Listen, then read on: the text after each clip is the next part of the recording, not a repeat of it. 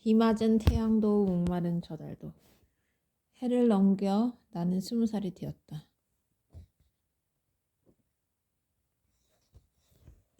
1월이 불과 2주 정도 지났을 뿐인데 그 2주 사이에 나는 주위로부터 얼굴이 밝아졌다는 말을 종종 들었다. 어느 날 거울을 보니 19살에 비해 확실히 밝아진 커다란 얼굴이 어쩔 줄 모르는 웃음을 짓고 있었다. 별일이야. 어쩔 줄 몰라 하며 나는 생각했다. 확실히 밝아진 얼굴로 나는 그녀를 인천으로 데려갔다. 그럴듯한 다른 이유는 떠오르지 않고 다만 그녀에게 바다를 보여주고 싶어서였다. 그럴듯한데? 인천으로 가는 버스의 좌석에서 그녀가 말했다. 소금 같은 잔설이 곱게도 흩뿌려지던 그래서 기억의 한편에서 영원히 부패하지 않을 것 같던 일요일 오전이었다.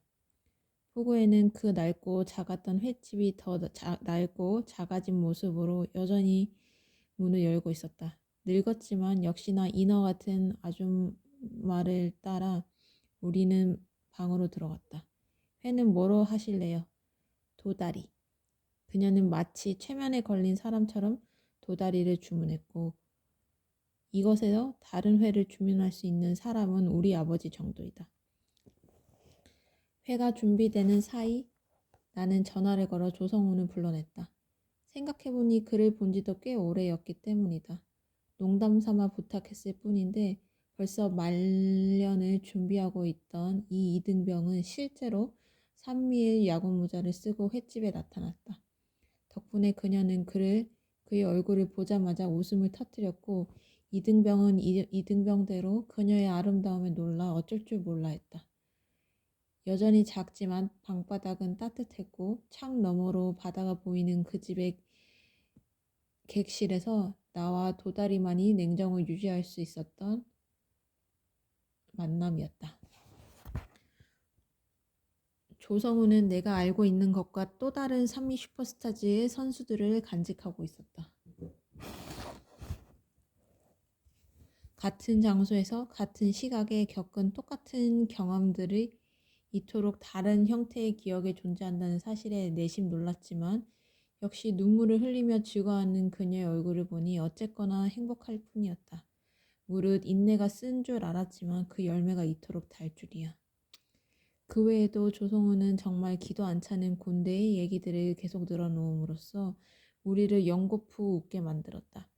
4개월을 간 넘긴 6개월 방위의 경험이라고는 도저히 믿을 수 없는 이거야 원 늙은 군인의 노래가 아닌가 하는 생각이 들 정도로 그것은 엄청난 분량과 방대한 스펙타클의 대서사시였다.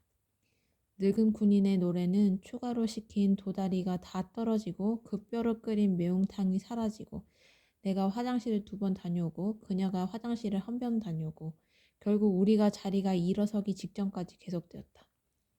어찌나 군대 얘기를 많이 들었던지 횟집을 나오자 나는 예비군이 된 느낌이었고 그녀의 표정도 왠지 국방부의 포스터에 등장하는 간호장교나 여군 하사를 닮아 있었다. 우리는 함께 인천역으로 가 서울로 가는 그녀를 배웅했다. 개찰구를 들어서는 그녀의 아름다움은 그날따라 투철해 보였으며 아니나 다를까 조성우는 그녀를 향해 국군의 난이라 볼 수 있을 법한 힘찬 거수 경례를 날려보냈다. 그녀의 투철한 아름다움이 여간에서 사라지자 조성훈의 태도가 급변했다. 툭툭. 갑자기 잽을 날리기 시작하더니 벼랑간 헤드록으로 내 머리를 감싸왔고 하여간에 잘못했다고 두 손으로 빌어도 놈은 헤드록을 풀지 않았다.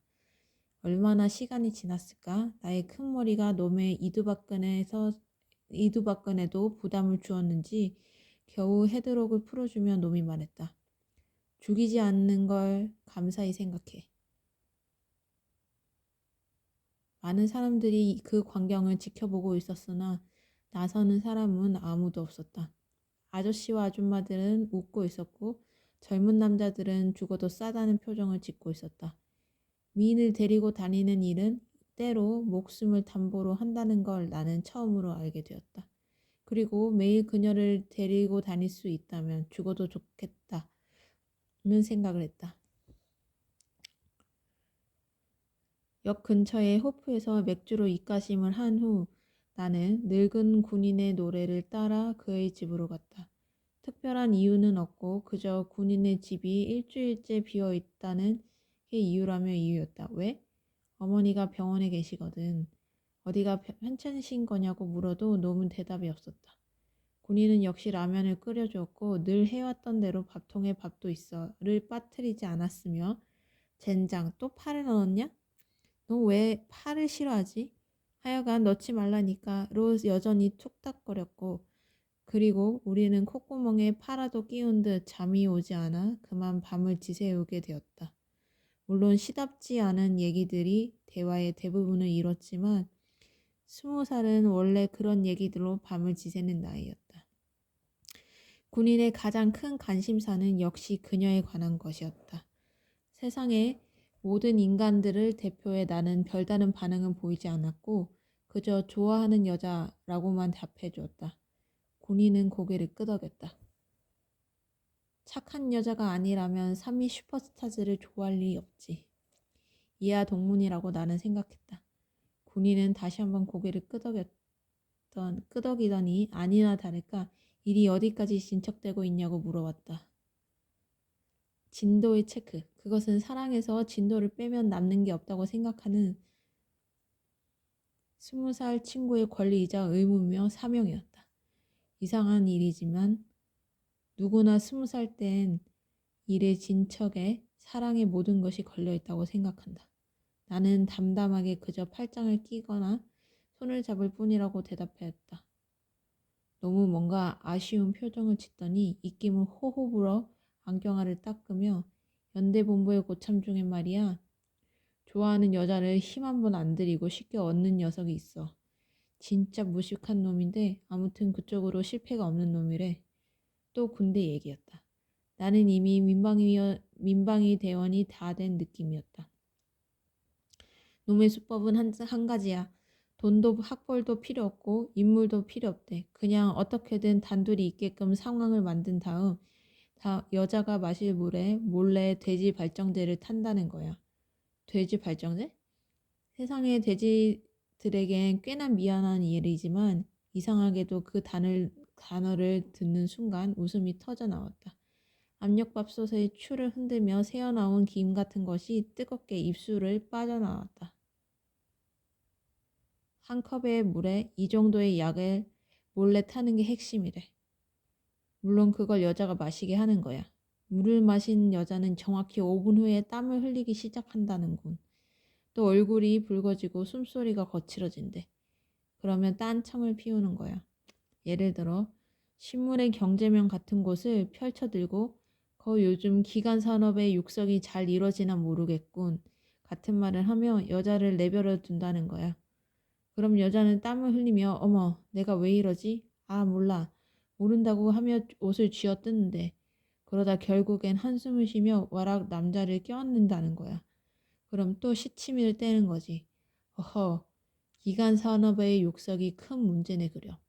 따위로 짓거리다가 모른 척 여자를 안아주면 끝이라는 거야. 그런데 이때 남자를 껴안는 여자는 많든 적든 경험이 있는 여자래. 경험이 없는 처녀들은 100이면 100 제자리에 누워 그저 눈을 감은 채 한숨만 몰아쉰다는 거야.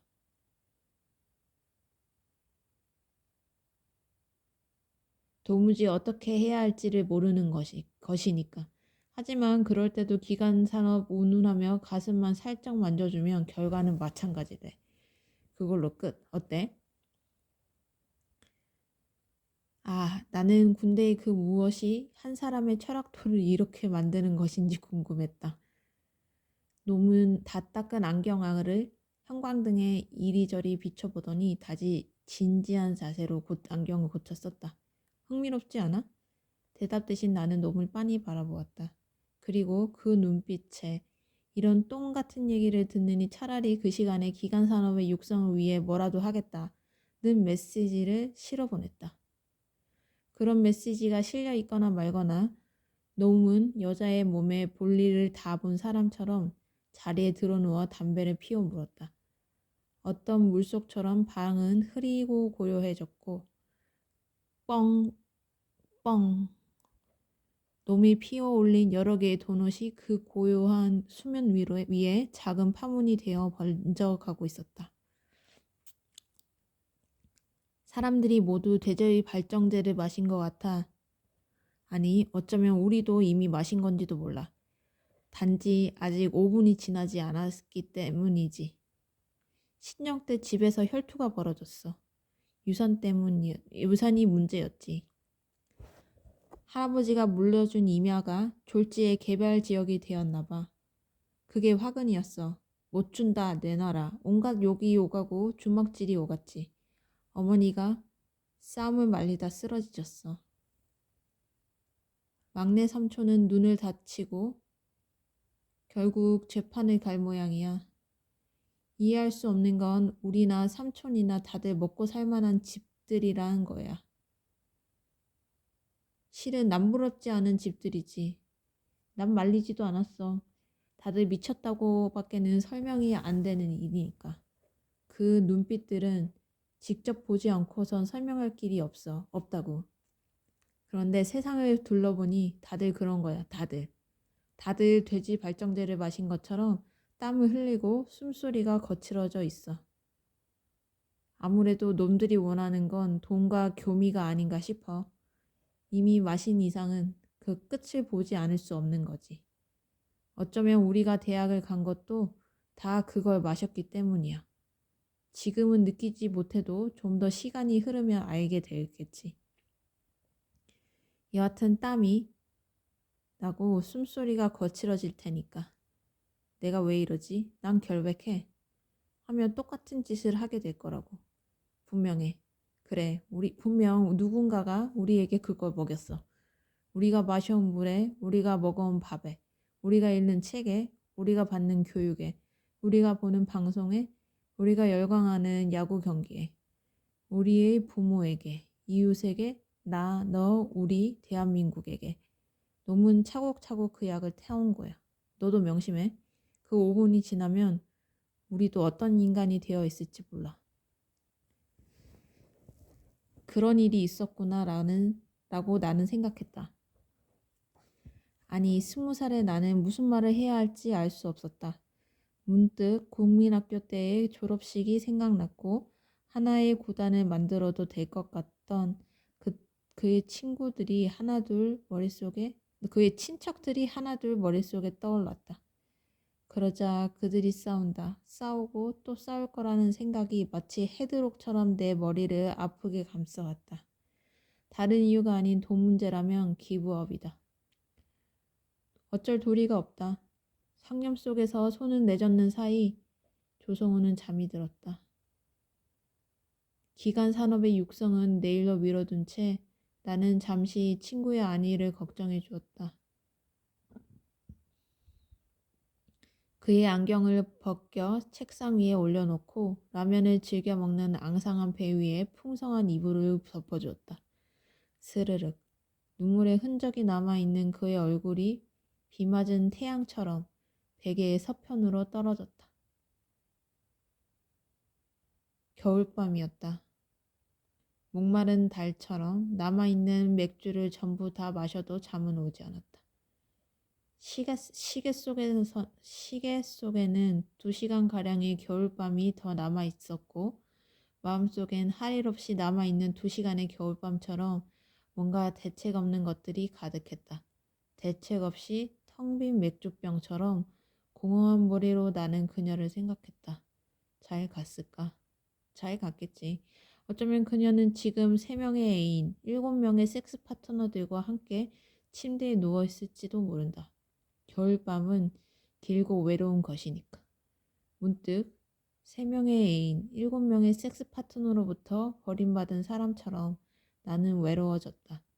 잠을 자기는 틀렸다는 생각에 천천히 책꽂이에 꽂힌 책들의 등을 하나하나 짚어보았다.